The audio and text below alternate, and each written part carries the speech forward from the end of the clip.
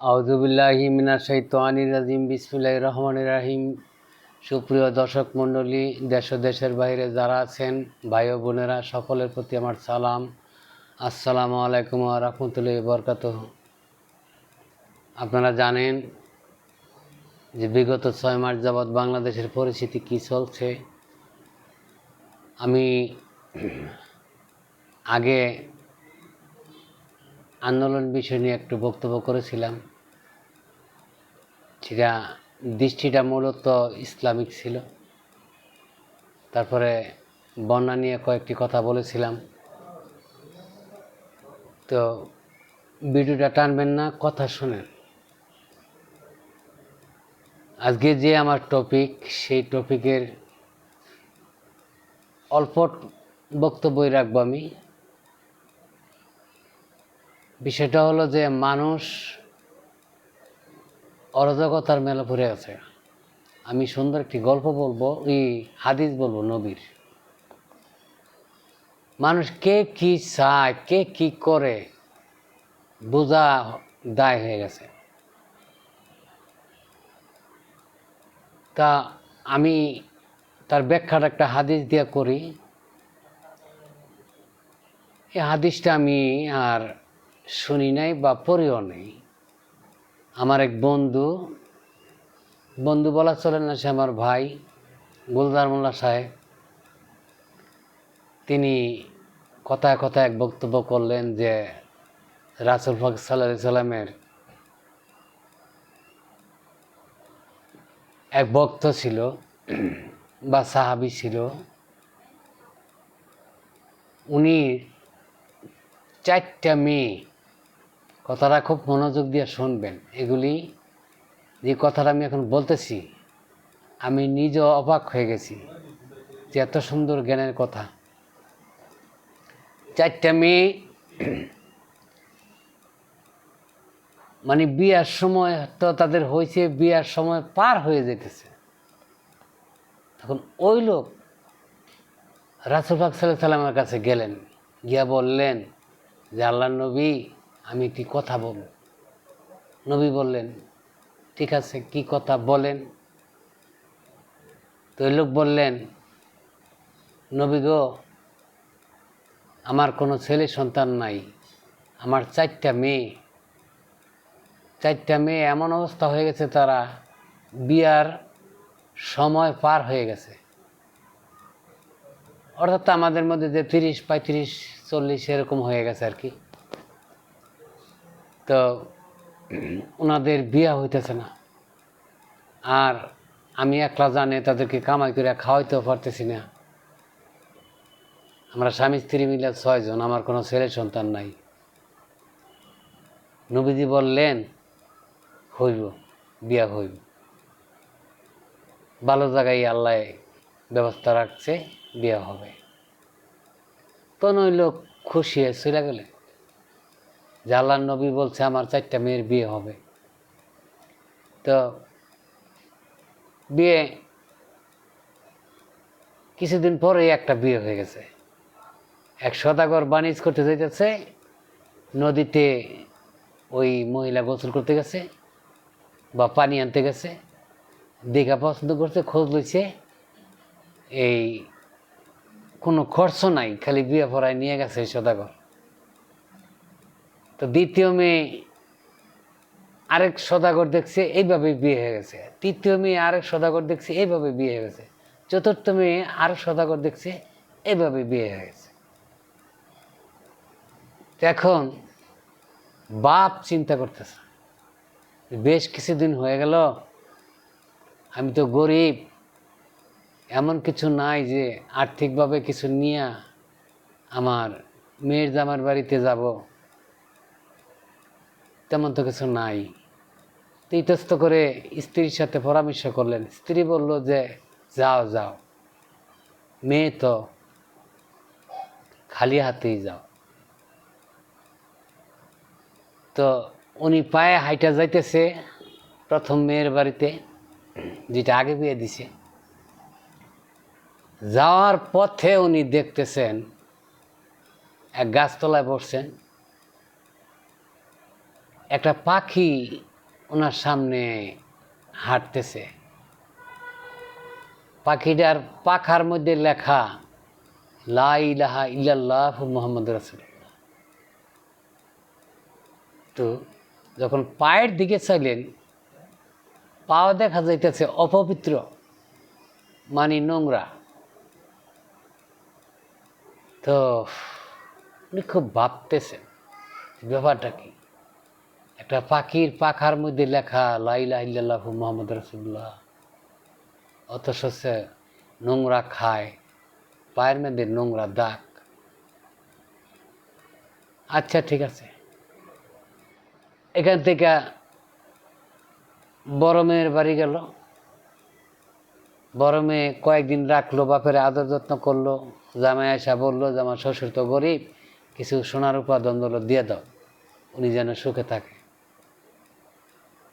ওইখান থেকে রওনা হইয়া আরেক মেয়ের বাড়িতে রওনা হইলেন। আরেক মেয়ের বাড়ি যাইতেছেন, এখন দেখতেছে কি, এই যে বেড়ায়,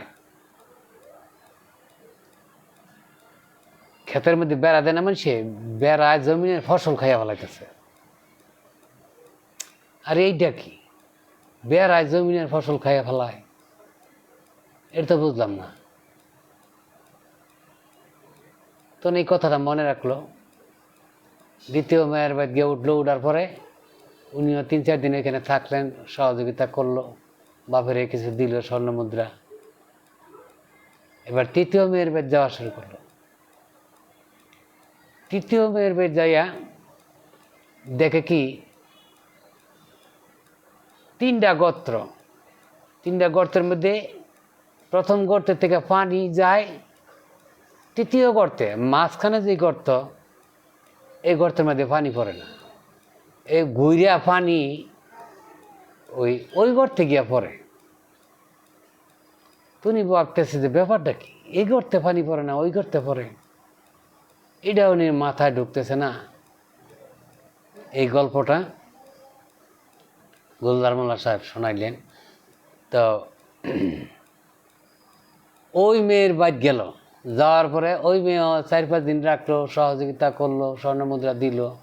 এখন বাড়িতে আসলে, বাড়ির দিকে আইসা নবীর কথা মনে হয়ে গেছে। এইগুলি এই স্বর্ণ মুদ্রা সহকারে, গাঠি সহকারে নবীর দরবারে গিয়ে হাজির হয়েছে। হাজির হওয়ার পরে বললো যে আল্লাহর নবী, আমার তো 4 মেয়ের বিয়ে হয়ে গেছে। আলহামদুলিল্লাহ। আমি 4 মেয়ের বাড়িতে বেড়াতে গেছিলাম, এরা দেখেন কত স্বর্ণ মুদ্রা আমারে দিছে। তো নবীজি দেখলো, দেখা বলো যে এগুলি দিয়ে তুমি সারা জীবন চলতে পারবা, যাও। আল্লাহর নবী, যাম তো একটা কথা কাছে বলতে চাই। যে বলো। তখন বললেন যে আমি যখন প্রথম মেয়ের বাড়ি যাই, যাওয়ার পথে একটা পাখি দেখলাম, ওই পাখিটার মধ্যে লা ইলাহা ইল্লাল্লাহু মুহাম্মাদুর রাসূলুল্লাহ লেখা পাখার মধ্যে, কিন্তু নিচে অপবিত্র, নোংরা। এই বিষয়টা আমার মাথায় ঢুকলো না। তখন কিছু বললাম না, আরেক মেয়ের বাড়ি বেড়াইয়া যাইতে লইলাম, দেখি কি মরিচ খেতে বেড়া খায়, বেড়ায় ক্ষেত খাইয়া ফেলাইতেছে, মরিচ ক্ষেত। তখন এটাও আমি বুঝলাম না। তারপরে আরেক জায়গায় গেলাম, আরেক মেয়ের বাড়িতে গেলাম। যাওয়ার পথে দেখি ওই যে এক গাতার পানি, মাঝের গাথা বাকি রেখে আরেক গাথা দিতেছে। আমি বেদ তো বুঝলাম না আল্লাহর নবী। তখন নবী বললেন যে দেখেন, আখেরি জামানায় দুনিয়ার শেষ প্রান্তে মানুষের ইমান আমান উঠে যাবে। প্রথম যে জিনিসটা আপনি দেখছেন যে কালেমা লেখা, পাখিটার গায়ের মধ্যে, পাখার মধ্যে, তারা হইল মুসলমান। তারা টুপি মাথা দিবে, বড় জুব্বা পরবে, বড় পাঞ্জাবি পরবে, কিন্তু তারা অহরহর মিথ্যা কথা বলবে, সুদ খাবে, ঘুষ খাবে, সমাজে নেতৃত্ব করবে।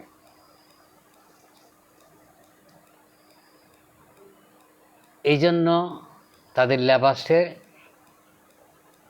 থাকবে এরকম, তার কর্ম থাকবে এরকম। এই জন্য পায়ে তার নোংরা দেখছেন, অপবিত্র দেখছেন, আর উপরে দেখছেন কালেমা। কোরআন হাদিস অনেক বলবে, অনেক জানবে, বলবে, কিন্তু কর্ম ঠিক থাকবে না, ইমানি শক্তি থাকবে না। বর্তমানে আমরা যা দেখতেছি আর কি। আচ্ছা, দ্বিতীয়টা যে বেড়ায় মরিচ ক্ষেত খায়, কয়টা হইল বেড়ায় মরিচ ক্ষেত খায়। আপনি যাকে বিশ্বাস করবেন বর্তমান যুগে, বিশ্বাস করে আপনার আমানতের বস্তু, স্বর্ণ, টাকা পয়সা রাখবেন, সেই বস্তু এই টাকাটা উদ্ধার করে আনতে পারবেন না সহজে। তার পিছনে আপনার ঘুরতে হবে। সে চেষ্টা করব যাতে না দিয়া পারি, আর দিলেও আপনার এমনভাবে দিবে যে টাকা আপনার কোনো কাজে লাগবে না। আমরা যা দেখতেছি বর্তমানে এমনটাই তো হইতেছে। মানুষ আমানত খেয়ামত করতেছে। দেখেন কেমন আমানত খেয়ামত করে। এই যে ব্যাংকের টাকা, কত মানুষের টাকা পয়সা একটা পলিসি করিয়া বড় বড় ধনী ব্যবসায়ীরা, যেমন সালমান রহমান, আরও বিভিন্ন নাম জানি না, এগুলি বুঝি না, কিছু না, নিয়ে গেল। গরিব মানুষের টাকা বড় লোকের কাছে রাখলে ওই ভাঙ্গা ছেড়ে দেয়। তো তৃতীয়টা, ওই যে এক পানি এক গর্তের পানি আরেক গর্ত বাকি রেখে আরেক গর্তে যায়। এটা হইল রাসূল পাক সাল্লাল্লাহু আলাইহি সাল্লাম বলছেন যে আপন ভাই বেরাদর, যারা নাকি মারপেটের ভাই, তারা কদর পাবে না, দাম পাবে না। মানুষ লইয়া, অন্য বাড়ির মেহমান লইয়া বাইরের সাথে বন্ধুত্ব করিয়া তাদের সাথে আনন্দ ফুর্তি করবে, তাদের পিছনে খরচ করবে, কিন্তু আপন ভাইদের প্রতি ফিরা চাবে না। আপন ভাইরা কেমন আছে, মারপেটের ভাইরা কেমন আছে, এক ভাইকে আরেক ভাই দেখতে পারবে না। দেখেন এই যে হাদিসের কথাগুলি রাসূল পাক সাল্লাল্লাহু আলাইহি সাল্লাম বলে গেছেন, এখন কত মিল। এক ভাইকে আরেক ভাই করে না, কিন্তু বন্ধু বান্ধবের জন্য 2, 4, 5, 10, 20,000, 50,000 টাকা খরচ করে ফেলায়। ফুর্তি করতে দেশ বিদেশ চলে যায়, যেখানে খুশি সেখানে চলে যায়, কিন্তু আপন ভাই কষ্ট করে, আপন জন কষ্ট করে, তাদের দিকে ফিরেও চায় না। তো বর্তমান জামাটা এমন হয়ে গেছে যে একজনের প্রতি আরেকজনের বিশ্বাস নাই। আরেকটা ঘটনা ঘটছে যে নির্বাচনে যে বড় বড় পার্টিরা টাকা ছড়ায়, টাকার লোভ এমন জিনিস। একজন লোক এখানে বসছিল, সে প্রশ্ন করছিল যে টাকা দিয়ে তো ভোট কিনা নেই। তার জন্য উত্তর দিল যে টাকা দিয়ে ভোট কিনা নেয় ঠিকই আছে, এটাই ঠিক। যে টাকাটা না নিব, ওই ভোট কেনাওয়ালা ব্যক্তি মনে করবে যে আমার টাকাটা নেয় নাই, তাইলে সে ভোট দিবে না, সে আমাকে ভোট দিবে না, এই জন্য টাকা নেয়নি, শত্রু হবে। আসলে তো তাই হচ্ছে।